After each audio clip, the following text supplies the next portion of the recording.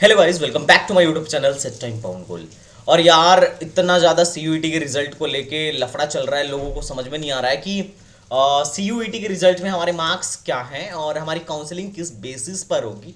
और रिजल्ट भैया आ गया और अब आगे क्या करना है, that's a biggest problem. But मुझे पता है कि मेरी ये वीडियो देखने के बाद ना सारा फंडा क्लियर हो जाएगा 5 मिनट के अंदर कि तुम्हारी जो काउंसलिंग होगी किस बेसिस पर होगी, तुमने कितना मार्क्स एक्चुअली गेन किया है और ये परसेंटाइल स्कोर क्या है और एनटीए नॉर्मलाइज स्कोर क्या है। You will get each and everything with in a 5 minutes. So please watch this video till and.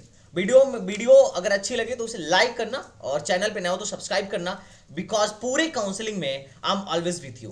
पूरा साथ दूंगा तुम्हारा जब तक हर एक को कॉलेज नहीं मिल जाए। I am with you. Okay, तो चलो पहले देख लेते हैं कि रिजल्ट का क्या मसला रहा। तो देखो यार, रिजल्ट अगर तुम्हें डाउनलोड करना है तो दैट्स अ वेरी सिंपल। तुम यहां पे जाओगे, यहां पे जाने के बाद से एनटीए एनटीए सामर्थ पे जाना, लॉगिन करना। लॉगिन करने के बाद से तुम्हें आएगा डाउनलोड या प्रिंट स्कोर कार्ड। अब जब तुम स्कोर कार्ड डाउनलोड करोगे तो कुछ ऐसा आएगा। अब कुछ ऐसा आएगा तो तुम्हें टोटल दिखेगा कि मतलब स्कोर कार्ड तुम्हें टोटल दिखेगा। तो गाइज एक बात देखो, ये स्कोर कार्ड को तुम ध्यान से देखो। मैं यहाँ पे जूम कर देता हूँ 1 मिनट के लिए। तुम देखो यहाँ पे तुम्हें दिखा कि जैसे इस बच्ची ने इंग्लिश, केमिस्ट्री,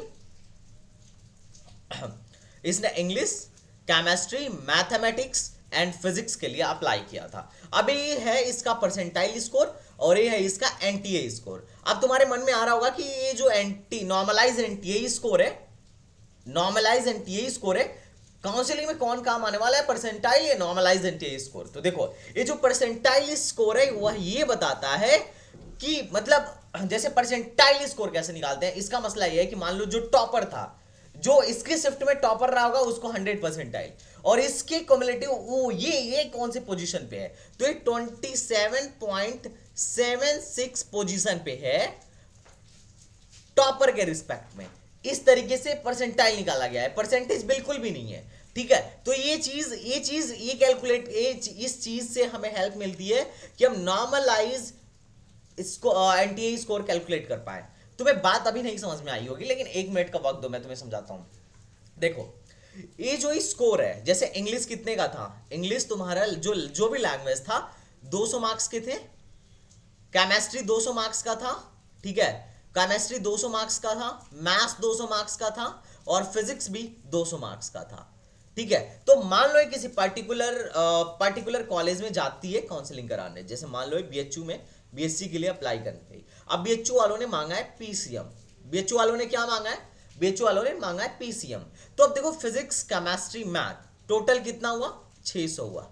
600 में से अब अगर ये अप्लाई करेगी, मान लो बीएचयू में अप्लाई करा इस बच्चे ने, ठीक है, अब इस बच्चे ने बीएचयू में अप्लाई करा। अब तो इसके कितने मार्क्स आ रहे हैं नॉर्मलाइज्ड, ये मार्क्स नहीं है, ये नॉर्मलाइज एनटी स्कोर है। कितने आ रहा है, तो ये आ रहा है, मान लो इसने पीसीएम में, तो इसमें आ रहा है 47 प्लस 17 प्लस 52, ऑल एवरेज 117 के आसपास, 116-17 के आसपास आ रहा है। तो इसका मतलब 600 में से इसको एनटीए के द्वारा नॉर्मलाइज एनटीए स्कोर कितना मिला, 117। अब तुम्हारे मन में आया कि सर इससे बढ़िया ये लोग स्कोर ही निकाल देते हैं, ये नॉर्मलाइज स्कोर निकालने का क्या मतलब है। तो देखो नॉर्मलाइज एनटीए स्कोर इसलिए निकाला गया पेपर की डिफिकल्टी को देखते हुए। तुम्हें भी पता है कि सबके पेपर का लेवल सेम नहीं था। किसी के लिए मान लो पेपर आसान होता तो पता चलता उसका स्कोर ज्यादा हो जाता, और किसी के लिए पेपर टफ है तो उसका स्कोर कम हो जाता। और कैसे पता चला किसका पेपर आसान है और किसका पेपर टफ है, तो ये परसेंटाइल स्कोर से पता चला।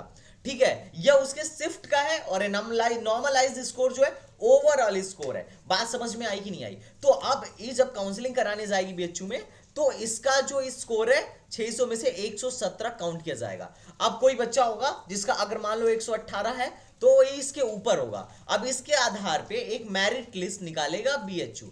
अब मैं उस मेरिट लिस्ट के अकॉर्डिंग इन लोगों की क्या करेगा, काउंसलिंग करेगा, जैसे काउंसलिंग होता है। तो इतना ज्यादा टेंशन लेने वाली बात नहीं है।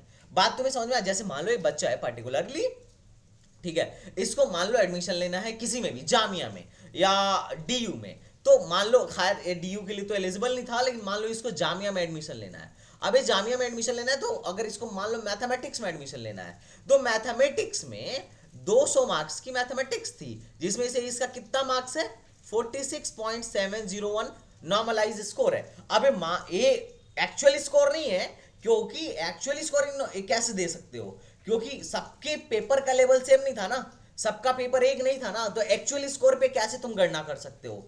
तो पेपर के डिफिकल्टी और सारी चीजों को देखते हुए एक नॉर्मलाइज स्कोर निकाला गया, और उस स्कोर पे हम गणना करेंगे कि किसको कौन सा रैंक देना है। अब 200 में से इसका मान के चलो 46-47 मार्क्स है, 46.701 मार्क्स है।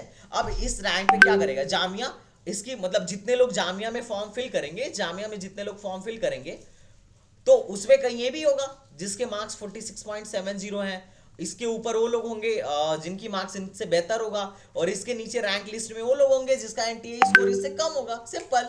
तो इस आधार पे तुम्हारी पूरी काउंसलिंग होने वाली है। तो इसमें ज्यादा माथापच्ची करने की जरूरत क्या है, मुझे समझ नहीं आ रहा है, तुम लोग को समझ में ही नहीं आ रहा है कि प्रॉब्लम क्या चल रही है। देखो नॉर्मल एनटीए स्कोर तुम्हारे शिफ्ट के स्कोर को बताता है कि कितने लोग तुमसे आगे हैं, कितने लोग तुमसे पीछे, पेपर में तुम्हारा कैसा रहा, ठीक है। लेकिन ये जो नॉर्मलाइज स्कोर है, ये तुम्हारे स्कोर को बताता है ओवरऑल कि उन सब लोगों को, मतलब उनका कम्युलेटिव एक मतलब सबके रिस्पेक्ट में जो स्कोर देखा जाए, सबको कैलकुलेट करते हुए पेपर के टफनेस को एक दूसरे के रिस्पेक्ट में कैलकुलेट करके एक नॉर्मलाइज स्कोर निकाला एनटीए ने, और ये बहुत अच्छा काम है, ठीक है। इससे तुम्हें टेंशन लेने की जरूरत ही नहीं है, जितना टेंशन वाला काम था, जो फॉर्मूला, जो गणना करना था, जो भी कैलकुलेशन करना था, एनटीए ऑलरेडी कर चुकी है। तुम अपना नॉर्मलाइज स्कोर लो और खुश रहो, इसके आधार पे तुम्हारी काउंसलिंग होगी, और काउंसलिंग में मैं तुम्हारे साथ हूं, डोंट वरी। अब देखो काउंसलिंग कहां कहां होगी, तो तुमने जहां जहां भरा है, जैसे इस बच्चे ने कहां भरा है, central university of Haryana, Tezpur, Delhi, Hyderabad, Karnataka,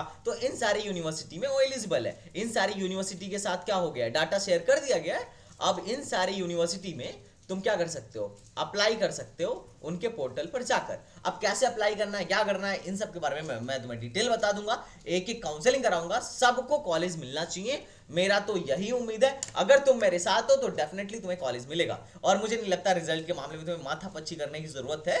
I think you have got it और नॉट। अगर नहीं समझ में आया है तो तुम मुझसे पूछ सकते हो, ठीक है। बाकी जो लोग एकेटीयू हैं, ठीक है, जो लोग एकेटीयू में बैठने वाले हैं, जो लोग लेटरल एंट्री से एकेटीयू से बीटेक या फिर बी फार्मा करना चाहते हैं, प्लीज चैनल को सब्सक्राइब कर लेना, और काउंसलिंग के लिए मुझसे इमीडिएटली तुम संपर्क कर सकते हो। I will do your counselling, ठीक है। तो चलिए मिलते हैं नेक्स्ट वीडियो में, तब तक के लिए बाय बाय, टाटा एंड जय हिंद।